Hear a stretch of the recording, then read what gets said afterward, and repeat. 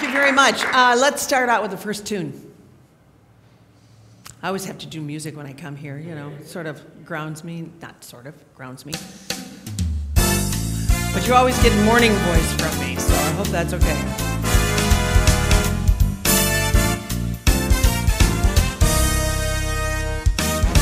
What a day this has been, what a rare mood I'm in.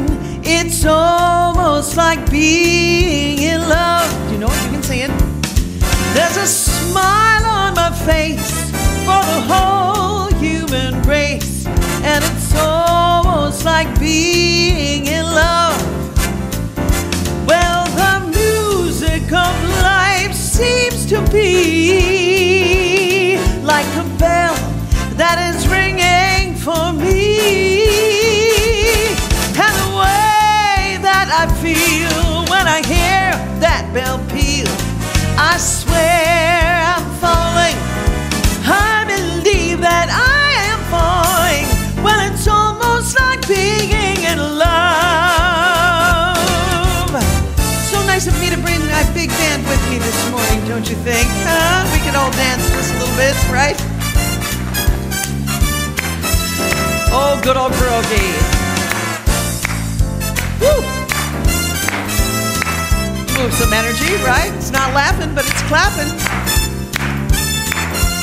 Well, the music of life seems to be just like a bell that is ringing for me, and the way that I feel when I hear that bell peal, I swear I'm falling.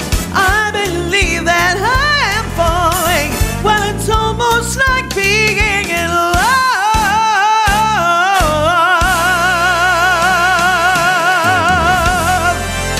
Woo!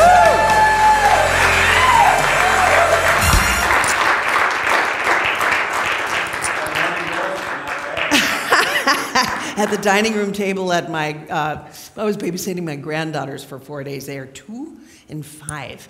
I haven't done that for, let's see, Jordan's 22, he's my youngest. It was the first, it was wonderful. It was so fun, but I didn't have a printer, so I'm going to be moving back and forth a little bit to the podium to get to my message, but thank you for that, really. I got a little frog in my throat in the mornings. Does anybody else? Usually, let's see, Prince Charming, please come out. Right? Wow. Well, you know, Gary, you sent me the theme for February, and I thought, you know, immediately I can go into my talk about, you know, the heart-related thing that we were alluding to earlier, and I'm going to do that because to come back from a near-death experience, I'm sure you've heard people say, is pretty remarkable and a miracle or whatever you want to put on it. I don't remember the light, I don't remember any of that, but to be able to survive, have them fix me and come back and with brand new parts like the $6 million woman. And here I am, 8 years later this week, by the way. 8 years later, here I am. Woo! I know, thank you. It's so funny because people would say this could be the fire of transformation, this kind of a health issue, as it is for so many people. It's probably many stages of going through this disbelief and anger and back to disbelief, then back to anger. And, you know, eventually you wind up with a sense of acceptance. And I think that that is where I've been choosing to live my life. But it hasn't been something that's just happened overnight. The most interesting part about this, and that the topic, what it triggered in me, was a time in my life at least a dozen years ago or so, hard thing 8 years ago, but about a dozen years ago or so, or even longer, where because of some things going on in my life, I became a spiritual searcher. Sometimes betrayal, sometimes loss of family, or someone being mad at you, or job. It can just put you into a different stratosphere in your life, and you wonder what this is all about. Then you step into the question, God, what do you want from me? And I go back to those dozen years ago when I was at such unrest, and I've alluded to this in my other talks before, where I did dare ask that question, because I did not feel God in my life. I did not feel anything but fire. Now, in yoga, when I looked at what that might mean in that terminology, there's a lot of what I want to talk about that really has to do with the fire of transformation in yoga as it is here, but that is not my area of expertise. What did become an area for me was what happens when you ask God, what do you want from me? When life is so mucked up and you don't know where to go. You're doing your kids, you're doing the chores of your daily life with your mate. You are doing the daily chores of your jobs, plural probably, and nothing is making sense. And I remember driving in the car screaming, what do you want from me? Where can I show up? Where is my happiness? And I was distraught for months. This spiritual madness dark night of the soul was there, hanging in my everyday existence. And I didn't know how to move out of it. It's those kinds of scenarios that make you, I don't know about you, but I get my hands on every book. I started to get into book on CD of spiritual material. Deepak Chopra, Marianne Williamson, Caroline Myss are some of the people that really helped to transform that period of time for me. It really got great nuggets in that valley where I felt I had no spiritual soul food. Little did I know that the searching I had to do in that valley began to give me the food to move up that peak. We all experience peaks and valleys in this life. And this valley that I was in lasted a really long time. A long time to me. This was before my heart stuff started happening, but kind of started to coincide with it as well. But the main thing for me was I was led, I believe, by asking the question, what do you want from me? How can I show up in this world? God, how come you are not here? I was expecting God to show up in a certain way. I had a bargaining. I mean, if I do this, if I surrender whatever I'm going through, you're supposed to show up and make me happy and peaceful. Well, little did I know that this part of the chaotic journey in life is as much about God as peace and tranquility is, because it's there for you to learn about yourself. Make sense? Chaos is there for you to learn about yourself. It expands you. It stretches you. You get into a scenario where you are questioning everybody, and you want to place blame, and this is happening, and I'm not happy, and you're doing this. One of my favorite expressions is there's one finger pointing out at one person, there's three pointing back at you. What is your place in this spiritual madness, this night of the dark soul, that is there to expand you? Where are you in all of this? How do you recognize yourself in this trauma? In my searches, I think I've said this to you before many times, the 7 Spiritual Laws of Success by Deepak, little skinny book, was my Bible. I don't care what year I pick it up and open it and read it. It means a whole new thing to me. It's like, right, okay. Because the thing about chaos and the dark night of the soul, it doesn't go away after one time. You're not like, hey, I'm expanded and I'm going to live the rest of my life like this. It does not happen that way. You get to groove for a while. You definitely do. But times will come back and you will feel that unrest again. And you'll think, wait, I did the work. Well, while you're there, in that night of the dark soul, in that spiritual madness, in that fire that creates this transformation for you, You have to recognize that you can't just blindly go through it. If you've asked God, what do you want of me in this life? You're going to have to search what that is. God never leaves you. That spiritual energy never leaves you. That love energy never leaves you. Doesn't feel like it. But the divine spirit can create paradox so that you get to know a side of yourself we don't focus on very well. They call that the shadow. Anybody familiar with that term? It's those parts of ourselves that we kind of brush under the rug.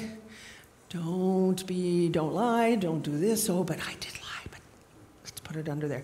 How are you truthfully showing up in the world? What can you do during these times to maybe become more authentic? It's suggested you take a journal and you write down things that you know you would like to improve about yourself. For example, Caroline Myss says, just keep the fantasies, the fabrications, keep it for a month. What did you say you were going to do and you didn't do? You know, it's, oh God, that would be humbling. What?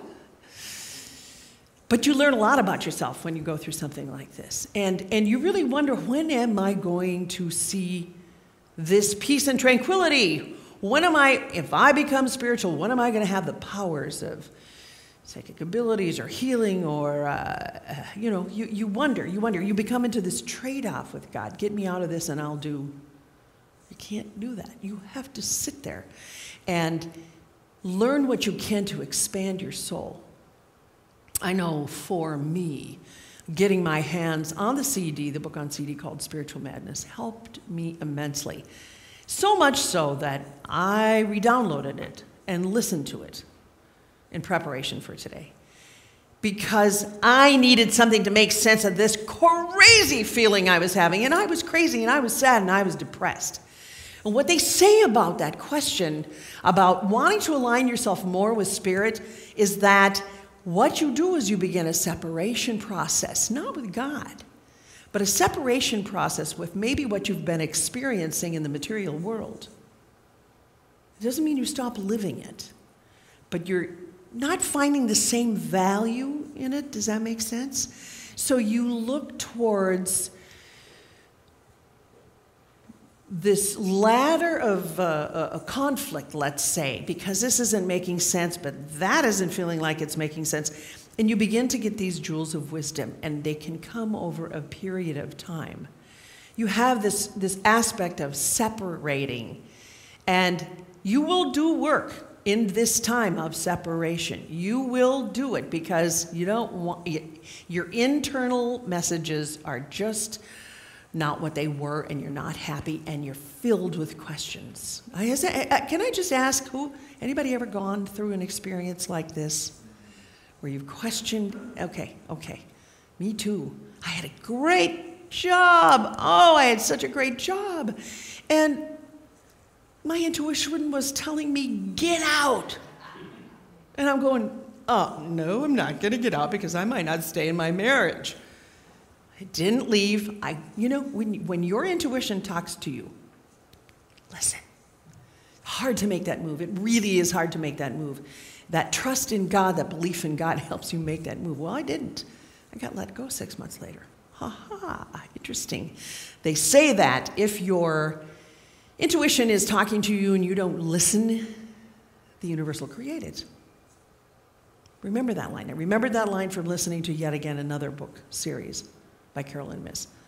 She really spoke to me during this time. Really great stuff. Oh my goodness. So, there I was, treading water, and here I was in this relationship that I thought I didn't want to be in, which was teaching me volumes about myself. Hello, endurance, trust, forgiveness, patience. Guess my soul needed a little work to do on that.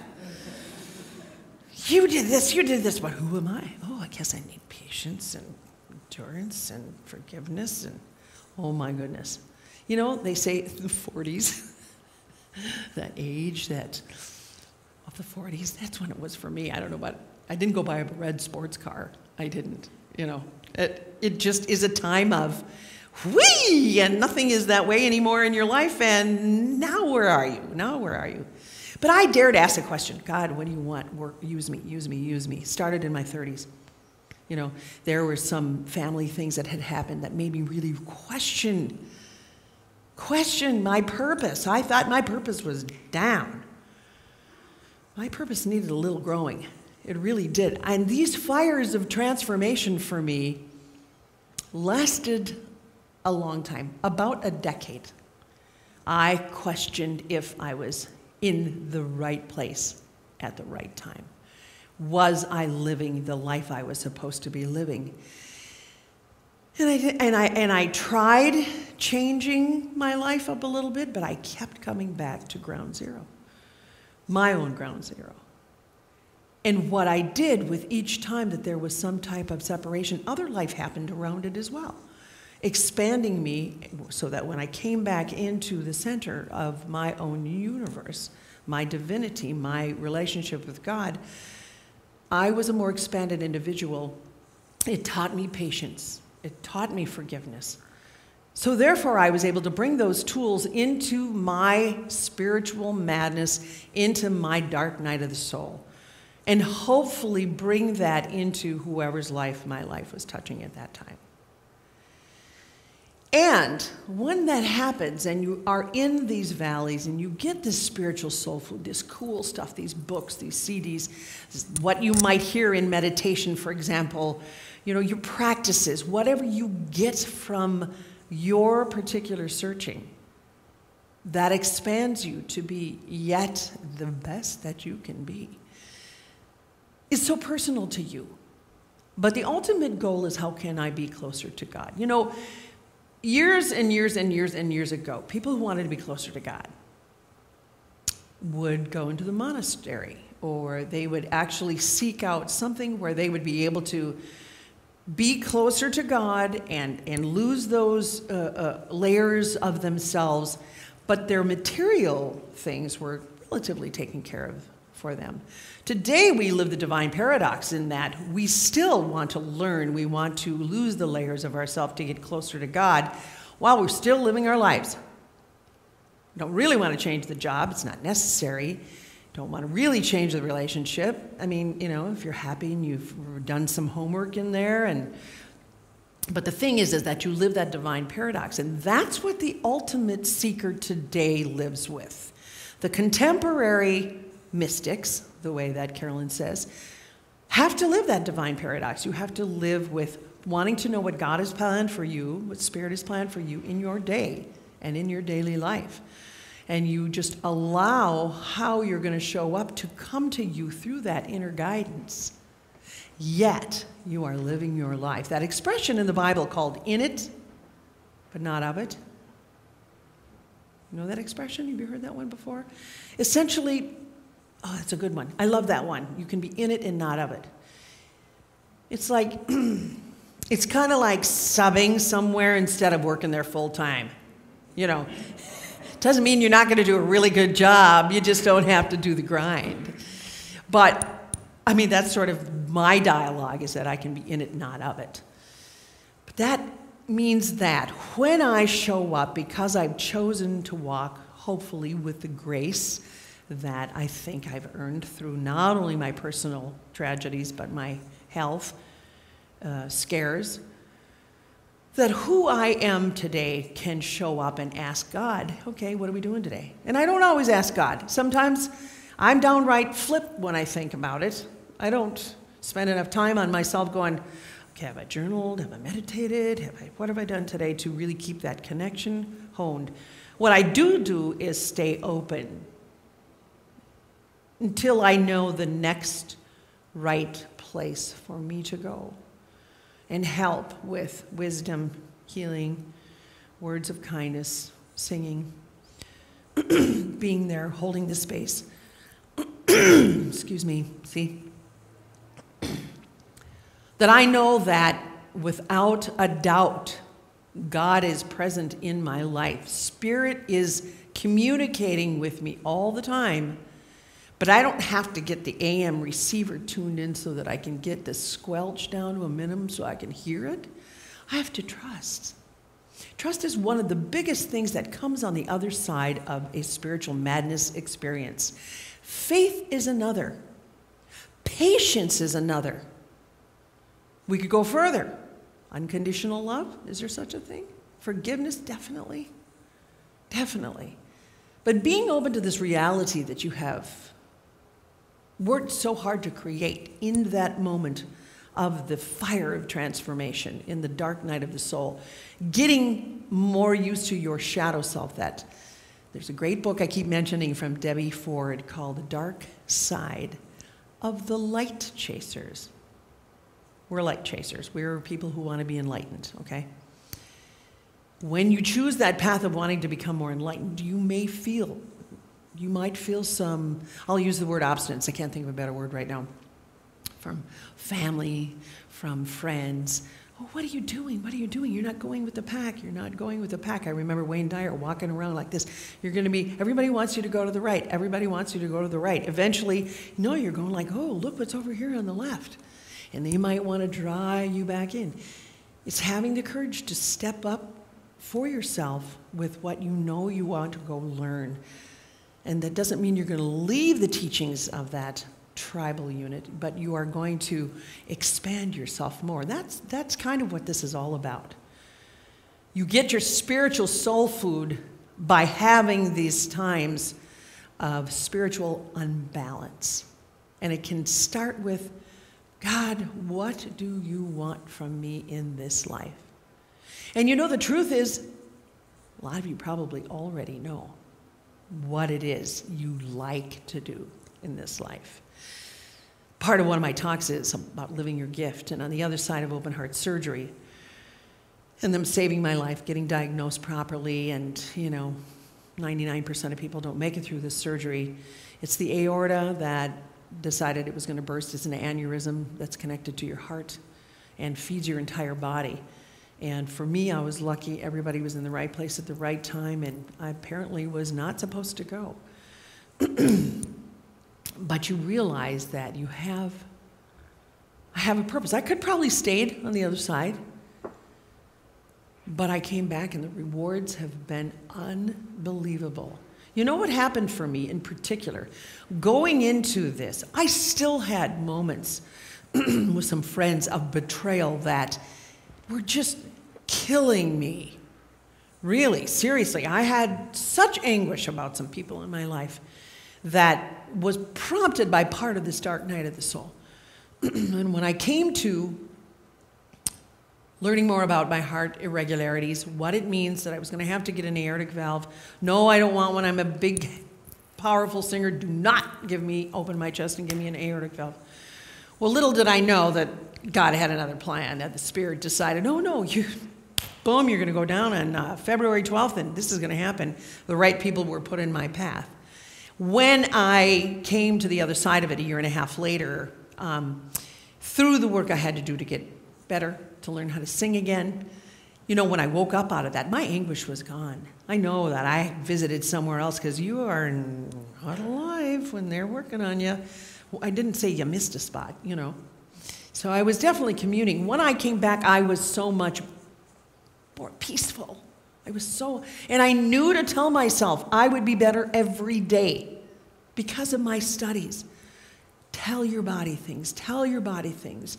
Tell your mind things. I'm better every day. I'm going to do this. Because you can't actually take a breath. I mean, you can't do a sentence without about 3 breaths after open heart surgery. It's really hard. So I'm better every day. And everybody got the message, and so did my body. But the point is, a year and a half later, I was singing in a church service, and a girl said to me, Patty, I love this music that you sang today. And I went, well, I'm so lucky I have these platforms to sing it. And, good music and good times and bad times, we all have music that follows in our life. And she said to me, oh, no, you really live your gift. And just like zing from another place, I went, okay, that's one of the reasons I'm here, is to remind all of you to live your gifts. Everybody, singer, listener, communicator, lover, healer, nurturer, whatever those things are that resonate with you when you think about it. Oh, no, I couldn't possibly, Oh, really? Take a voice lesson. Take a healing class. Those parts about you that are underneath the surface, listen to them. Listen to those gifts that you have, that you know you have, and step into them. That's a big thing that you can do once you have processed the fire of transformation. the dark night of the soul, you get that spiritual soul food, and you are climbing back up that peak once again. These are all things that you can claim for yourself because you have not looked at how God is showing up in your life because of all the material possessions you have. That's nice, but because of this connectedness you have with Spirit, that you have a daily dialogue and that you trust that you will be going places that you are divinely led to go. Does that make sense? So you change who you are and the focus of who you are in that darkness, because it could last a long time. It could last a while. Depression, sadness, it can last a while. Until you begin to work through it with a friend, spiritual mentor, journaling, reading, listening, yoga, meditation, whatever your choice is. You will see the light again. You will feel the light again. That fire of transformation will get you to a new place of expandedness. And you might go through something where those jewels, those tools you learned, you bring right with you, knowing that you are going to get through yet another tough part in your life. And the biggest transformation is the fact that the fear we might have in life begins to dissipate. I have more courage to step into something that scared me like crazy. How about getting up and talking in front of people? After the heart thing, it became a purpose for me to get up and tell my story and to share what it's like to be on the other side of a near-death experience, for me to tell you all to live your gift, but also for me to dig deeper and lay who I am on the line to you and say, look, I lived a really tough decade of my life where I had questions. I was at unrest, but it was the best college I could have ever gone to, because gravitating to me at the radio station were books, spiritual book authors. I read these books. I devoured these books. I still own these books. And it was just a divinely ordained, icky thing that I was going through. But I learned, and I accepted, and I would love to tell you that I was becoming more at rest with things prior to my heart thing, but boy, oh boy, after it, yeah, that acceptance. And the biggest number one piece for me was gratitude. You hear that so much. Appreciation for people, appreciation and gratitude changes your personal vibration. Even in the hard times, even in the hardest times of your life, choose gratitude. Say, thank you, God, for this. It stinks right now, but I know I'm learning something, and I pray for the highest good for myself and for everybody else that's involved in this particular thing that I'm going through, but thank you, thank you, thank you. Because you know that where there is darkness, there will be light, right? I'm telling you, there will be. There will be light. And then you live in that place of gratitude, and that every moment on the other side of this is the recognition that by walking with Spirit, no small task is menial. You recognize, oh my gosh, I love the smile on the girl at Caribou today. Wow, you got a great smile. You know, there is this newly affected space that I have in my life where I got to smile and I got to smell those roses maybe about 15, 20 seconds longer in life. Roses can be my grandchildren, my kid, my sister, my musicians that I get to work with on a regular basis, people that come here, the invitations that I get. You know, I bring that into myself with gratitude. Sometimes things don't make me happy, so don't think I'm floating around up here, but I really have noticed how that transformation, as a result of the transformation that many years ago, learning acceptance and gratitude, makes me also recognize the positive things that are going on in my life. If I am only focusing on doom and gloom and all this stuff, it is not really going to make me feel very good. I don't know about you, but if you focus on, my favorite minister, Marion Rice, if you focus on the hangnail, you're forgetting about the rest of your body working beautifully. Oh, that hurts so bad. So, point is, you think about all of the wonderful things that you have going on in your life, and you try to live in appreciation there. Wow. Is that possible? A lot of times it is. As you expand, you will recognize it more. You will recognize it more in yourself because you are being guided by God, by that spirit, by that energy of love. You really are. You're not sitting here without knowing that you've gone through a little bit of this, right? You're here because you want something a little different. You want to know that there is a relationship with God that isn't living on the throne with a white beard. You want to know there's something more. Is there something more in my daily life where I can walk with God and feel good about it? Yes, there is. And the very cool thing is, nobody needs to know. It's your personal journey. You get to carry that within you. Taking a look at that person at Caribou, or you name the story, a coworker, maybe not following by the rules, but you're not going to snitch on him because your energy and your vibration is going to shift the place anyway because you're choosing to have that energy of light. All right? This comes to you after the darkness, after the fire of transformation, is the ability to live in the light. And that will be there, even though you may have another chaotic experience in your life.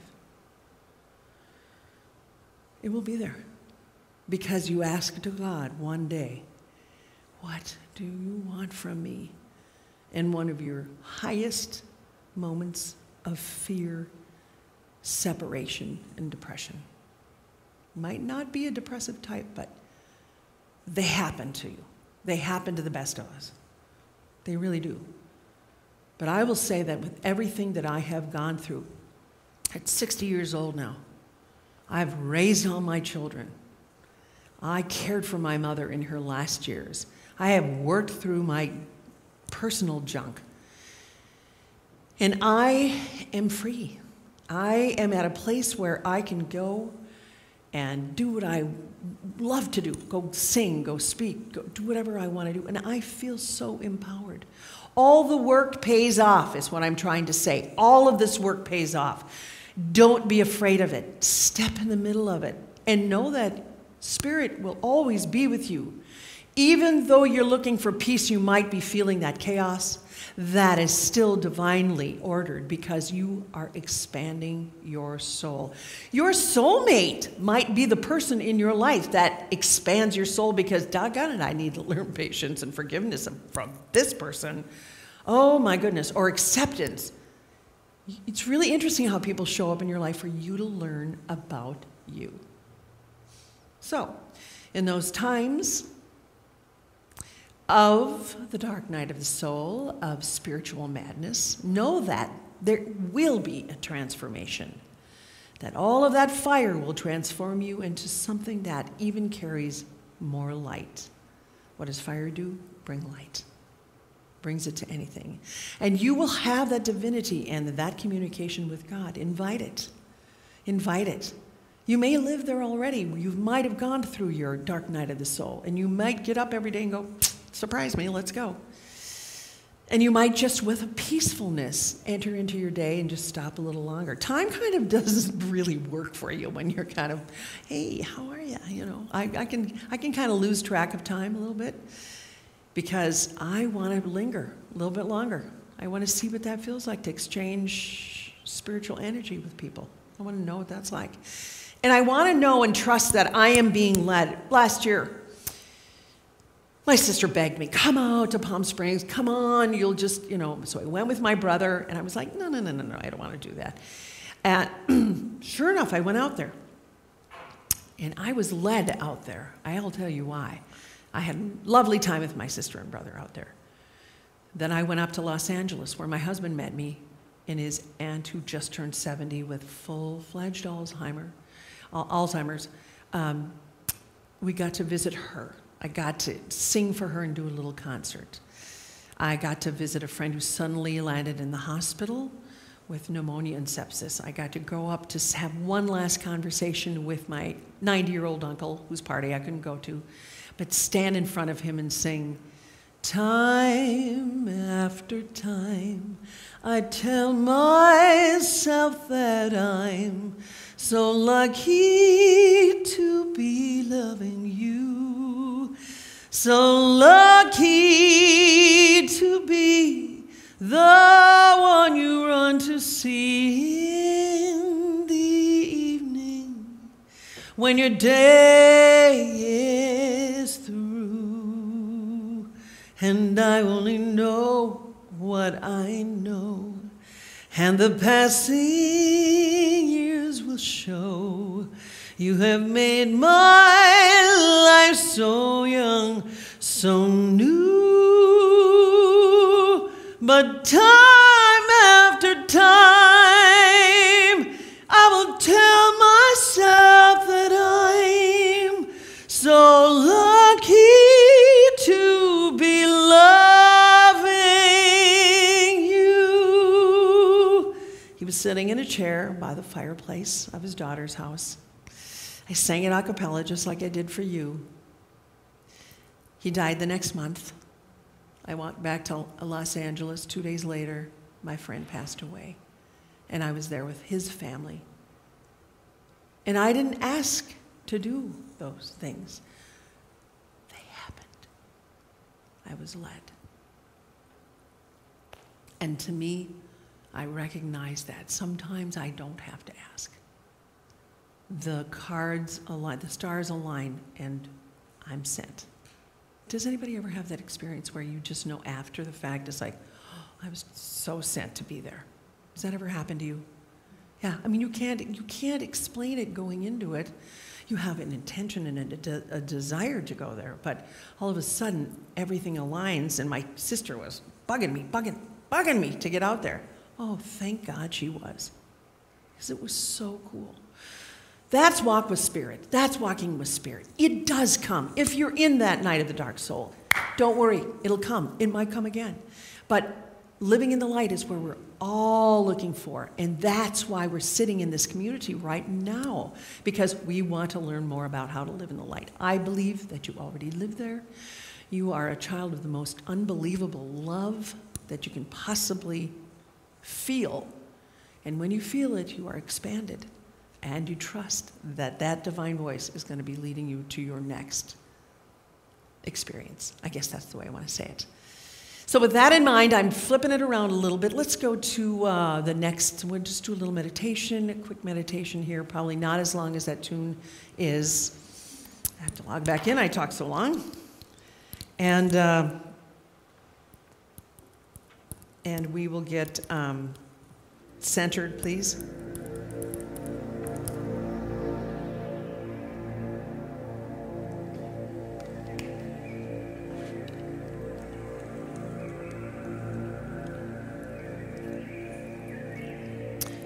I ask you to now take a moment to come back in your body. You've been listening. You've been merging your souls with mine for a moment. Take a breath and come back into your own body and feel the calmness of your own body. Feel the beating of your heart.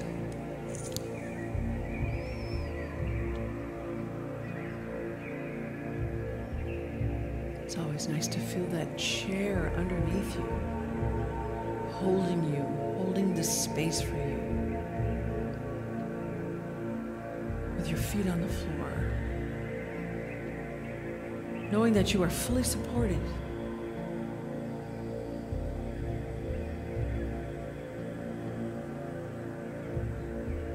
And you go deeper into a quiet place. where that essence of reflection becomes a part of your inner dialogue right now in this meditative state.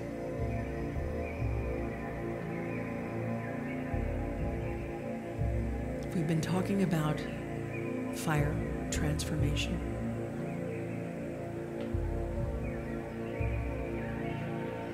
We've all had our times of transformation, no matter big or small. But there are the things that we experience when we're going through that.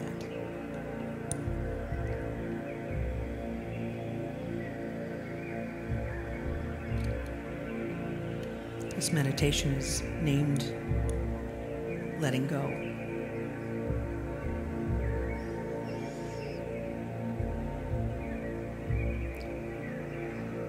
When you're asking God for guidance, there can be times of separating from what your belief system has been and searching for a belief system that will work for you on your path to daily living with Spirit in your life. The madness comes in unplugging the old belief systems and plugging back in new belief systems. The learning and the expanding comes in the interim of being unplugged and then prior to being plugged back in. That madness makes you wonder, what am I doing in my life? Why don't I feel God with me?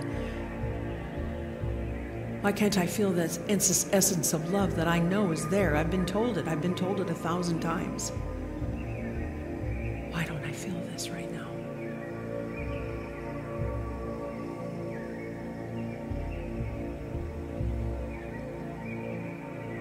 And you recognize that the guidance that you're looking for shouldn't match a guidance that you are expecting in your life. Attachments to outcomes. That guidance shifts. It shifts to a voice that comes to you to help remind you of who you are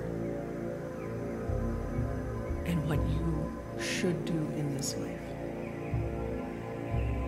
And in that time of unplugging and separating and plugging back into the fact that you are divinely guided and listening to a different voice, not an expected outcome, but an outcome that reveals itself. The essence of chaos slows down.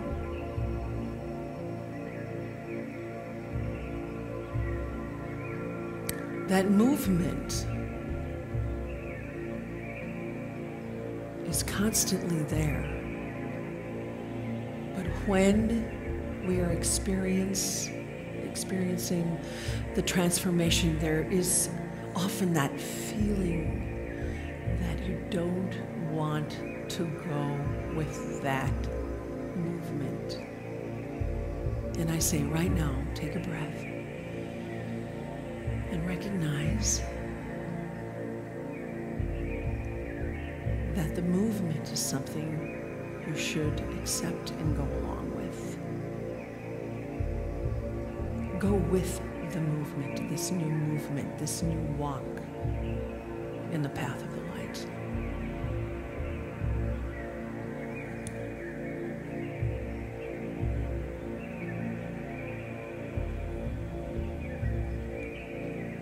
While you are guided,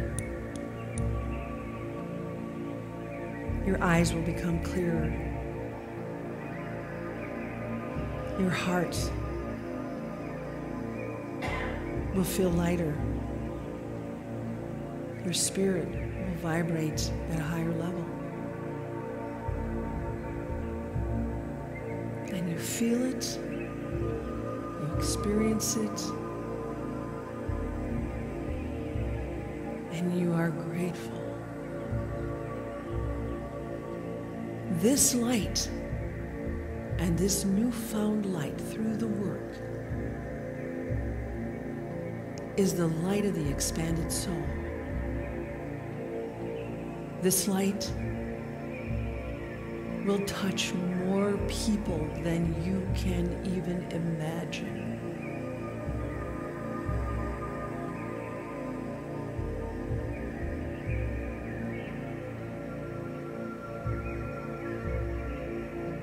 Because of the peacefulness of this light, living from a place of appreciation becomes a new conscious choice for walking with the divine.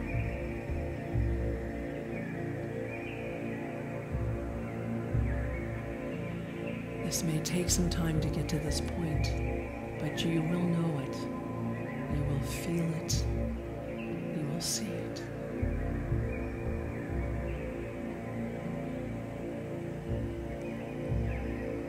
And you will not live in fear anymore. You will live in that trust, in that patience that God will, that Spirit will be there, showing you and your light the next right situation to touch. It might be the smallest of tasks, but don't underestimate the power of that task, because you will have been divinely led. And with that, I ask you to take another cleansing breath.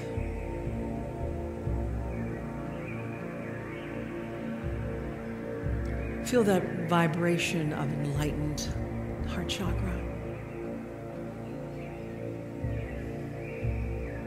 Feel the love in this room, I sure do.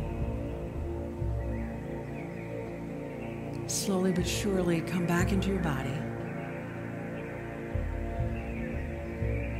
recognizing that you do have an agreement with God to be that light that you were meant to be,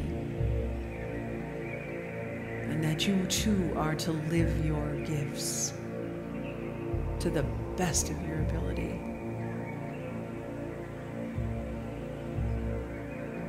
Another breath. Start to move your body a little bit. Come out of this meditative state.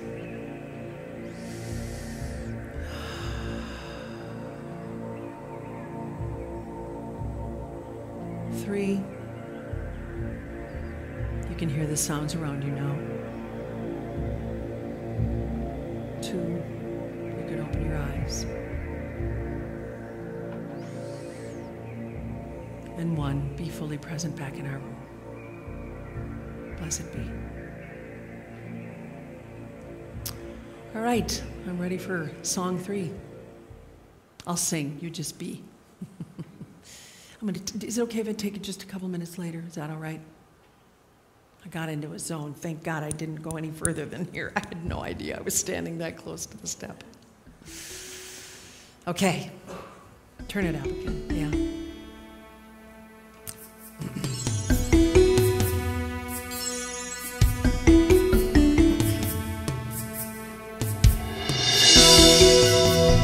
Why be afraid if I'm not alone? The life is never easy, the rest is unknown. Up to now, to me it's been hands against stone. Spent each and every moment searching for what to believe. Coming out of the dark, I finally see the light now, and it's shining on me. Oh, coming out of the dark, no, the one who saved